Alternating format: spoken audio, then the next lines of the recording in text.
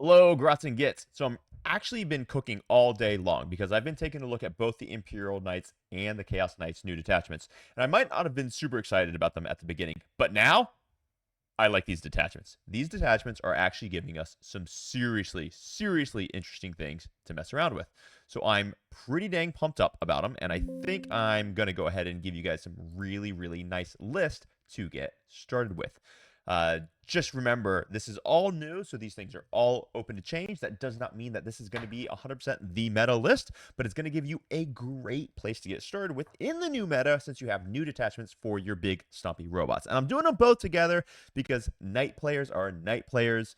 I'm sure some of them would slap me in the face for saying that, but knight players are knight players. So let's start breaking these bad boys down. And I'm going to start with the Imperial freaking Knights.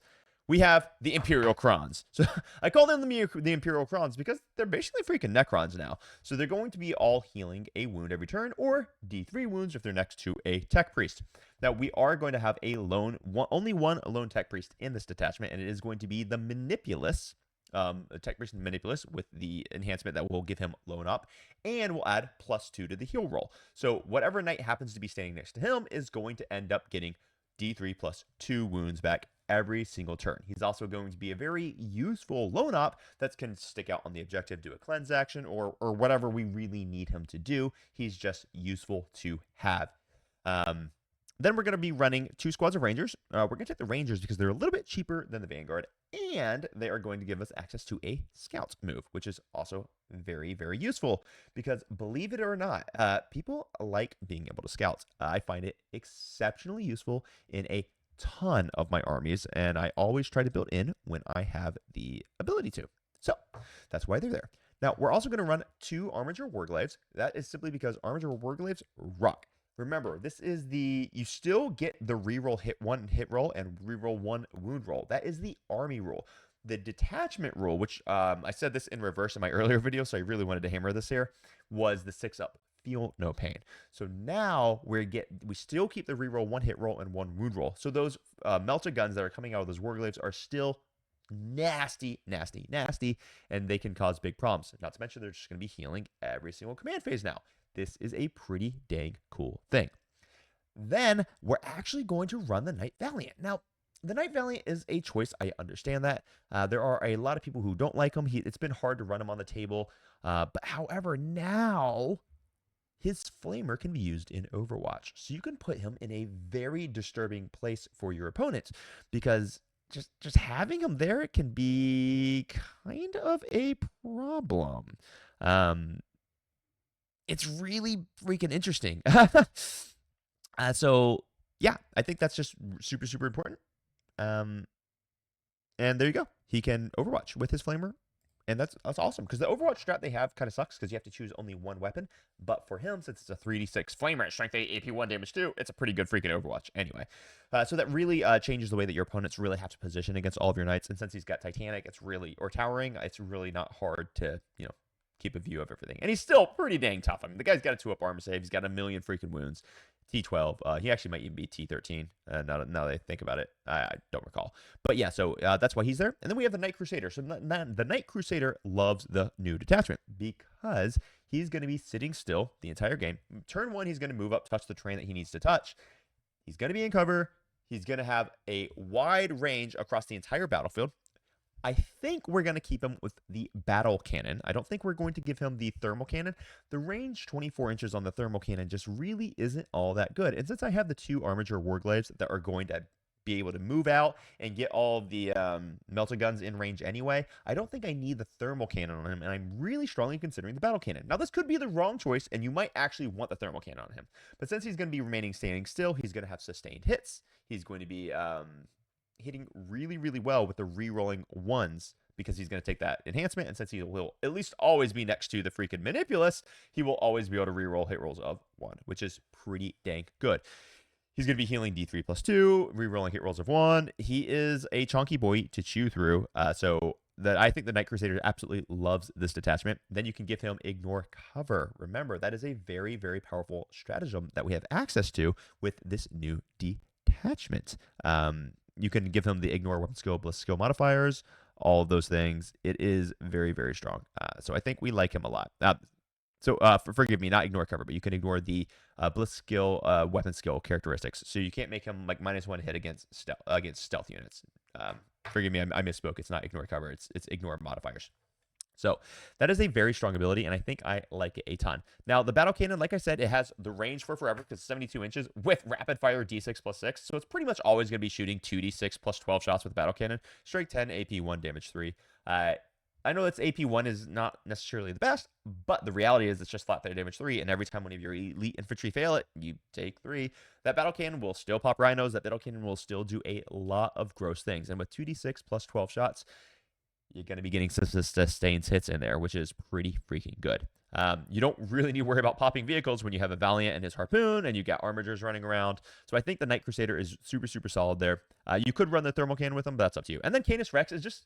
Canis Rex is a freaking beast. You're always going to love Canis Rex. There's no reason to ever not love Canis Rex, especially when you get to use his stratagem use his ability for a free stratagem, and then you get to use a free reroll in the hit and a free reroll to wound roll. This guy is just a total Chad, and I cannot imagine running Imperial Knights without him. I don't think he's mandatory, but he's just so good. I don't see why you don't. Now I do have an alternative list, so let's break down the alternative list for the Imperial Knights for you. This is going to be Imperial Crons with trash. So what we're going to do is we're going to drop the Valiants. We're going to give ourselves 4 Warglaives instead of 2.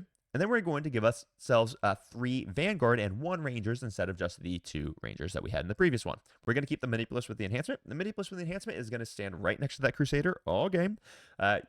And then you're also going to keep the reroll enhancement on the Knight Crusader. Canis Rex will stage wherever he needs to stage. Now you just have more Warglaives to really move up the battlefield. I think in this one, you're pretty much always going to choose the battle cannon on the Crusader because you have tons of Warglaive pressure just to get the anti-tank where you need it to be. And then you get the Vanguards that are just going to be pushing up. This is really, really valuable because these Vanguards are just going to be moving, and they're a little bit harder to kill than most people think, simply because they do keep that 5-up invulnerable save.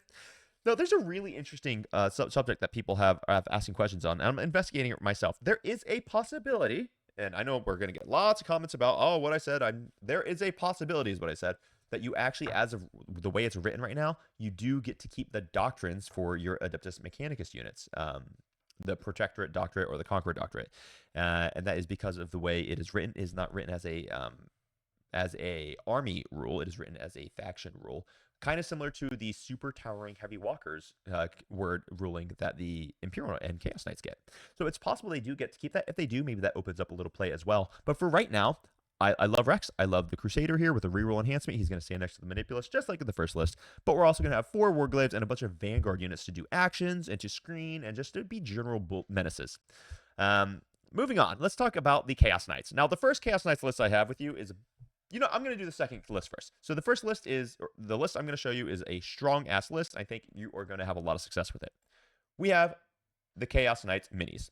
This is a 1980-point army. We're going to start with a Knight Rampager, and we're going to give them 6-up Feel No Pain. That 6-up Feel No Pain is massively important on your Knight Rampager because it will increase his durability by 4 to 5 wounds, giving him that critical time he needs to kill a model in melee so he can start healing himself. Then we're going to run 1 War Dog Stalker, and the War Dog Stalker needs the Scout enhancement. So the War Dog Stalker is going to give 3 damned units the Scout ability. And that is really important when we look at the units that we have. We'll take 4 War Dog Brigands, 1, 2, 3, 4, 2 War Dog Carnivores, because it's just good freaking stuff to have. Then we have 2 units of Cultists, so 2 10-man Cultists, which is going to be 100 points. Each one of those guys will get the Scout ability. And then we're going to have a unit of Accursed Cultists with a Dark Commune. Because the way the enhancement says is I give it to the unit, which means the Dark Commune will also get the Scout keyword, giving the AC/DC in this list Scouts. So you have a scouting AC/DC unit in a Chaos Knights list. That is powerful, and that will dramatically change the way that your opponents have to play against you. So now we are freaking cooking. Now we're excited, and this is looking pretty good. So we've got 2 normal units of Cultists, which will also have Scout. These bad boys will be sticking objectives early on. They will be... I don't care about using a 50-point unit of Cultists to go and grab me an Ares Denial or a Cleanse early on, because I don't care if my opponent kills them, meaning I don't have to sacrifice my baby Knights in order to do actions and things of such. So after that, so then we've got our Accursed AC/DC blob, which is going to be staging in the most annoying place possible. And don't forget, in this detachment, we have a reactive move stratagem for Accursed Cultists. So just bear with me here. Maybe I should make a video to illustrate this, but this is sick. This is absolutely sick here. So let's say your enemy unit moves within 9 inches of your big knight. Okay, your accursed cultists get to make a 6-inch move, maybe closer to the big knight or closer to the unit that just moved up. Now you shoot the accursed cultist, and they get to do a blood surge unit from there, which is a far cry different from doing a blood surge unit from where your opponent thought they were going to be. This is critically powerful, and it will cause major issues. And then lastly, there's a little bit of an interesting pick right here. If you didn't see it, this is going to be 2 cultist firebrands. I'm going to take 2 of them, 2 individual ones. These guys in the shooting phase force a battle shock. So everyone who says, oh, it's impossible to ever proc the Chaos Knight's abilities to cause battle shocks, it's not. You can absolutely do it, and the Chaos Firebrand is a really good way to do it. So in the shooting phase, he's just going to shoot something. You don't care if he does any damage, but you're going to be in the -1 aura of the Chaos Knights, which means suddenly that battle shot gets procced. Suddenly you can potentially get the +1 to wound against them. Suddenly you can get the -1 to be hit from them. There's just so, well, the -1 to hit won't work because it'll clear out on your opponent's turn. But it is just so valuable to be able to proc the battle shock mechanisms that Chaos Knights have inbuilt as their army rule. I tell you what, a Knight Rampager in this detachment that charges a battle shocked unit of freaking Terminators or whatever, Deathwing Knights that can't use Armor of Contempt, they're screwed. Your opponent is screwed because your Rampager is going to maybe not wipe the unit, but it's going to pick up 75% of it pretty easily, and then it's going to heal afterwards for all the models, for the models that it killed, because of the stratagem that we have. This is a very powerful combination. And then your opponent's stuck with a Knight Rampager who can fall back and charge, so they have to deal with them in their turn. Meanwhile, you get an entire blob of Accursed Cultist ACDC that's getting ready to proc their advance and charge from the Dark Commune and just wreck faces. So this is a very strong list, and I'm actually really excited about it. I'm probably going to be running it pretty dang soon.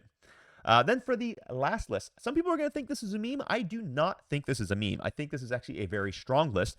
However, it's going to need trials because it might, there's the possibility that it just doesn't work. But here we go.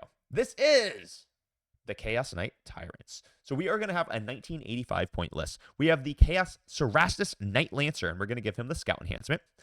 Lancers love this detachment because there's a stratagem for advance and charge, which is always super useful. Remember, your big knights can still move through walls, so you don't necessarily need Knights of Shade if you're leaning more into the big knights.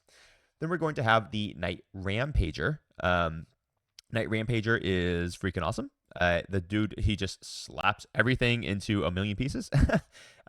So that's why we love the Knight Rampager. It's going to be hard for me to ever leave home without him when I'm playing Chaos Knights, to be honest with you. He is going to have the Tyrant's Banner, which is going to be the 5-point enhancement. I wish I could afford to give him the 6-up Feel No Pain, but I just couldn't in this list. So instead, we'll give him this one. This is the thing that's going to allow him to use the ability to proc his Dark Pack, for lack of a better term, off of any damned unit that he can see, not within 6 inches. So you can have, I don't know, Cultist holding an objective, whatever, within line of sight, but like a long way away, and he can just use his ability to kill some of them so that he can get lethal on his hits, so that when he charges, he'll have both sustained and lethal because he natively gets sustained when he charges, making him, pretty dang nasty. Then we run into the Chaos Acastus Knight Porphyrion. If you guys don't know what this dude does, let me break it down for you. This bastard is... This guy just wrecks face. First off, he's a little bit cheaper in Chaos Knights than he is Imperial Knights for some reason. I don't really understand it, but, it is what it is. And it's not that big a deal. I think it's like a 10-point discount. But he is going to have 2 twin magma las cannons. These are 72-inch range. It is going to be D6 shots, ballistic skill 3-up, strength 18, AP 4, damage D6 plus 6. Oh, and they're blast and twin linked. So you get 2 of those. So you get 2d6 blast twin linked, strength 18, AP 4, d6 plus 6 damage las guns that are coming out of this bad boy. He pops most things. If he has remained stationary, he gets lethal. Don't forget, you can give a patch to kill some damned models in order to give yourself sustained hits with them. So you can have him having lethal and sustained. This is terrifying, and he just becomes a total freaking nightmare.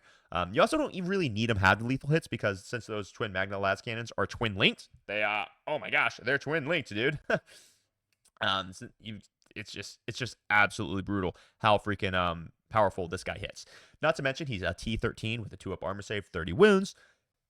This guy's just going to sit in the backfield, and he's going to be shooting over the terrain the entire game and just punishing anything that ever peeks out. And there's almost nothing that can just one-shot him.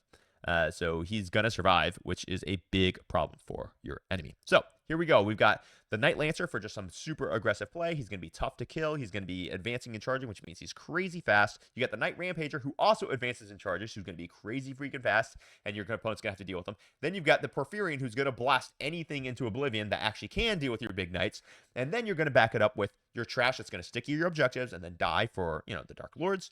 And then finally, you have the Accursed Cultist Blob, which is also going to have advance and charge, and it is going to wreck people. So this is a very, very strong list, and I don't think it's a meme. I think it is a real problem for your enemy, for your opponents, and I'm not sure they can handle it. So let me know what you think about these lists. Give them a try, run them on the tabletop, and give me a little bit of feedback. Type it down below in the comments section below what you would be running, and maybe we'll have some good conversations. Until next time, this has been Happy Crumpin', and I will catch up with you next time. Bye-bye.